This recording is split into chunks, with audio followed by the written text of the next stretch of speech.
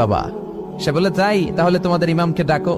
সাইয়েদনা ইমাম আবু হানিফা টাইম দিলেন, এই জুমার দিন, আজকে জুমার দিন না, এই জুমার নামাজের পরে ঠিক ভর দুপুরে 2টায় সবাই আমরা একত্রিত হব। নাস্তিকও আসবে, সাইয়েদনা ইমাম আবু হানিফাও আসবে। জুমার সালাতের পরে লোকের বন্যা বয়ে গেল, বাঁধ ভাঙা জোয়ার, অনেক মানুষ।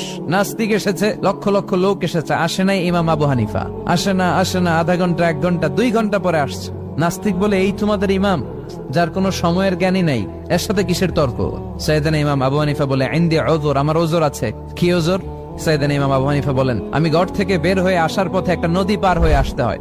আজকে এসে দেখি নদীর মধ্যে কোনো মানুষ টানুষ নাই, নৌকা নাই, মাঝি নাই, কিচ্ছু নাই। তো হঠাৎ দেখলাম পাশে বিশাল বড় একটা গাছ, এই গাছটা এমনি এমনি 2 ভাগ হয়ে গেল। হঠাৎ গাছ থেকে এমনি এমনি লম্বা তক্তা হয়ে গেল, এমনি এমনি তক্তাগুলো জোড়া লেগে নৌকা হয়ে গেল। আর নৌকা আমার সামনে আসলো, মাঝি ছাড়া, লগি বৈঠা ছাড়া। আমি নৌকায় যেয়ে বসলাম, নৌকাটা আমার নিয়ে টান দিয়ে সাঁ করে ওপারে নিয়ে গেল। তো